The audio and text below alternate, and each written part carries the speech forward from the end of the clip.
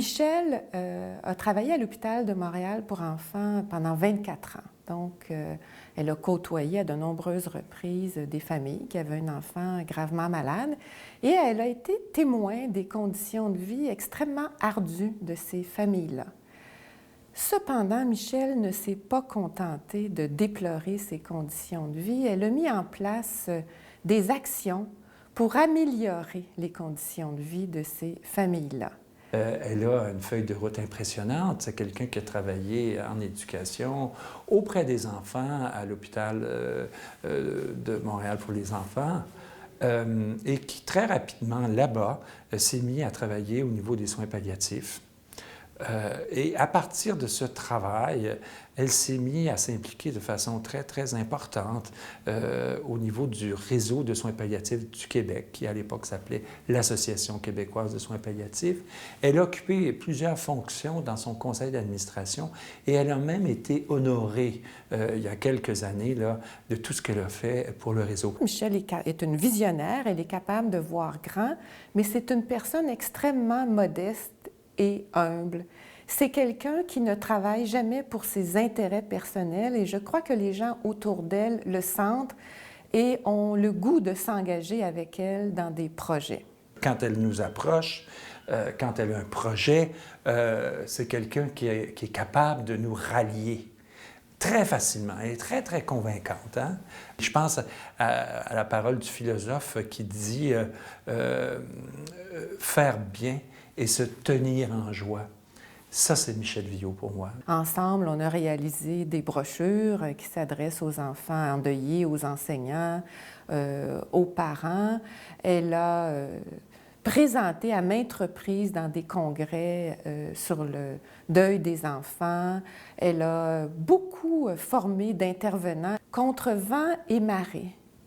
Michel, avec sa détermination, sa persévérance, son côté rassembleur, sa grande capacité de persuasion et son incontestable, je dirais, leadership a réussi à mener à bon port ce projet-là. Nicole, c'est tellement proche de la perfection que c'est difficile d'y ajouter des qualités, mais quand même, j'ai eu l'audace un jour de faire corriger un de mes textes, faire réviser un de mes textes par elle.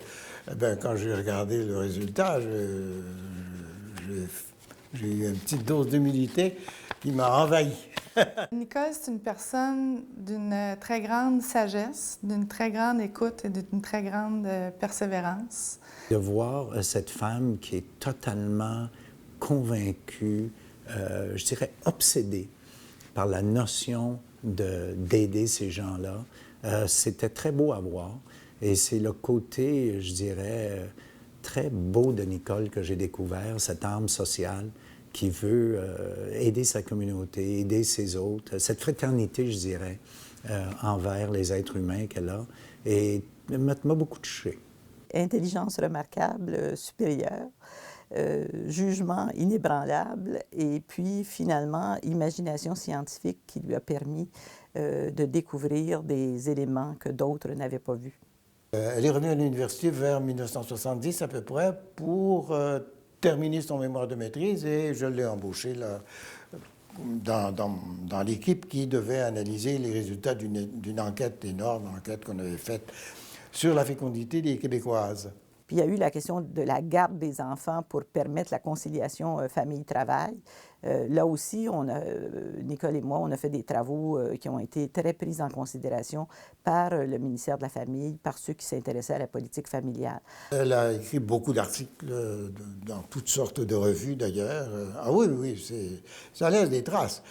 Pour reprendre une phrase de De Gaulle, elle ne faisait pas que de la recherche, elle trouvait aussi.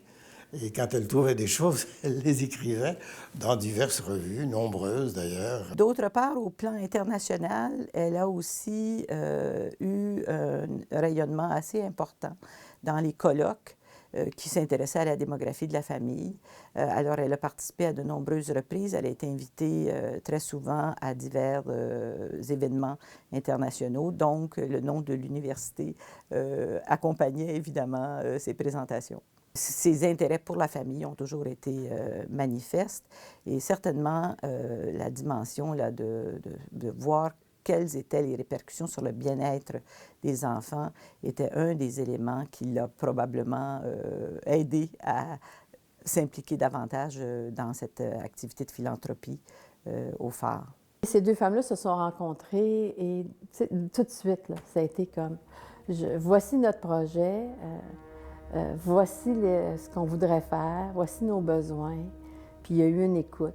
Et puis là, bien, depuis tout ce temps-là, ils font une belle équipe. Là.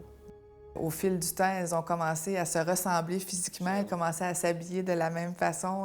Puis donc, on a vu vraiment une amitié sincère et profonde se bâtir au fil du temps. Puis je pense que c'est parce qu'elles partageaient la même conviction puis la même valeur de vouloir bâtir un organisme qui donnerait des services à la mesure de leurs attentes. Puis c'était une collaboration qui est à ce jour très belle à voir. Elles ont toutes les deux beaucoup de plaisir à travailler ensemble, ce qui a dû finalement être un moteur puissant pour, je dirais, dépasser plusieurs obstacles qu'elles ont rencontrés. Parce que c'est complexe aussi, hein? Il faut dire que ces deux dames ont fait beaucoup plus que juste inventer l'idée d'amener le phare, que lever les fonds. Il faut dire qu'ils ont eu l'idée aussi d'impliquer les deux hôpitaux, le Children et Sainte-Justine, d'impliquer également le gouvernement. Deux femmes merveilleuses qui, ensemble, ont créé une maison unique, la maison André Gratton, qui est un véritable sanctuaire de soins et de confort pour les familles, pour les enfants qui font face à la maladie. Il y a encore des enfants qui décèdent au Québec. Avec les avancées de la technologie médicale, puis heureusement d'ailleurs, les enfants gravement malades survivent maintenant beaucoup plus longtemps qu'auparavant. Et dans le contexte actuel, c'est les parents qui deviennent en quelque sorte les soignants de ces enfants-là. Et souvent, ces parents-là doivent prendre soin de leur enfant 24 heures sur 24. Pour un parent, en fait, pour nous comme famille, on a peine à imaginer ce que serait notre vie sans le phare. C'est devenu une partie incontournable de notre qualité de vie familiale. Ça nous permet de prendre des pauses. Le phare, pour nous, c'est comme un peu le refuge dans la tempête. On sait que quand nos enfants viennent au phare, ils sont en sécurité. Tout ça m'a semblé tellement logique et évident, là, et un geste social tellement important pour notre société, qu'en fait, ça leur a pas pris, je dois avouer, beaucoup de temps à me convaincre que c'était la chose à faire. Alors maintenant, le Phare Enfants-Famille a ce programme-là à domicile toujours. Et on est en train de travailler pour voir comment les familles du Québec, au grand complet, peuvent l'avoir en région. À peu près à 500 familles qui ont bénéficié des services là, depuis l'ouverture. En même temps, il faut mettre en perspective qu'au Québec, ça représente à peu près 4000 familles qui auraient besoin de ces services-là. Je crois sincèrement que cette réussite-là est en grande partie due à l'implication bénévole qui a perduré pendant très longtemps pour certaines personnes clés, notamment Nicole et Michel. Ce sont des personnes qui se sont engagées corps et âme pendant des années, sans interruption. Et ça a créé une fondation très solide pour nous permettre de traverser les différentes étapes qui ont mené à la réalisation du projet. Encore aujourd'hui, je vous dirais que si on n'avait pas nos 120 bénévoles qui viennent à toutes les semaines faire la différence dans le quotidien, bien, on serait bien mal pris, là. C'est une maison unique. Il n'en existe pas ailleurs au Québec et très peu dans le monde. C'est quelque chose de très utile et très important pour le Québec, mais un exemple à nous tous, des choses qu'on peut faire tous ensemble quand on s'y met tous et qu'on veut aboutir à un objectif qui soit bien conçu et bien exécuté. Qu'est-ce que c'est la vie? Qu'est-ce que c'est la valeur de la vie?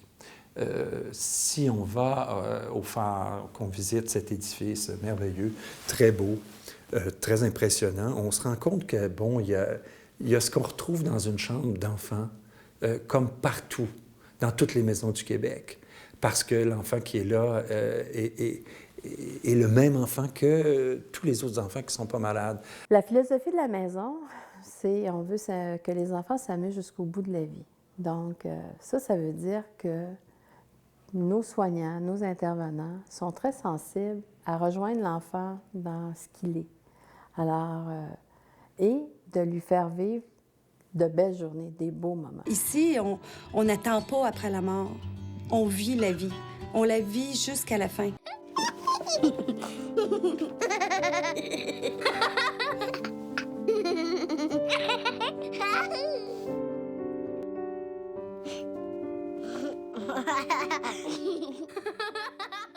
Alors, on a des éducateurs, on a des animateurs, on a des bénévoles, on a du personnel qui sont vraiment dédiés à faire que le séjour soit très agréable pour l'enfant. Et ça fonctionne. Le phare, c'est un grand camp de vacances pour nos enfants dans un milieu sécurisé de par les soins qui sont offerts. C'est la vision qu'on avait. C'est une deuxième maison, mais avec des activités en bonification. Je pense que la meilleure façon de se préparer à la mort, c'est de se préparer à vivre. Et le phare, au lieu d'enterrer ces enfants-là avant qu'ils soient morts, vit la vie qu'ils ont à vivre. Les derniers moments qu'on vit avec nos enfants, quand ça se fait dans un endroit où c'est accueillant, que c'est beau, puis c'est agréable, bien, c'est les souvenirs qui nous restent. Connaissant Michel et Mme Gratton, ces deux grandes dames, je pense que ce qu'ils souhaitent, c'est d'avoir une prospérité financière, une assurance que leur œuvre va pouvoir se poursuivre. J'en ai été témoin et le gouvernement du Québec a pu y contribuer à sa façon, mais cela ne serait jamais arrivé sans que Mme Viau-Chagnon et Mme Marcille Gratton aient joué ce rôle exceptionnel. Alors, félicitations à chacune d'entre elles et à nouveau, je vous remercie pour ce que vous avez fait, à la fois pour ces familles et pour l'inspiration que vous offrez à tous les Québécois. Alors, félicitations à vous deux pour tout ce que vous avez fait pour notre société en établissant cette maison André Gratton, qui est un grand service à la communauté. Vous êtes deux femmes extrêmement dévouées et nous en sommes tous très fiers d'être associés avec vous. Cher Michel, chère Nicole, au nom de toutes les familles et de tous les enfants qui ont bénéficié des services du phare et qui vont en bénéficier dans le futur, on vous dit un merci du plus profond du cœur. Je tiens à vous remercier pour votre détermination et votre engagement, mais surtout aussi pour votre générosité du cœur. Ce que je souhaite au phare, c'est une longue vie avec plein de retombées pour tous les enfants qui vont en profiter. Je crois qu'on est dans le début d'une magnifique histoire.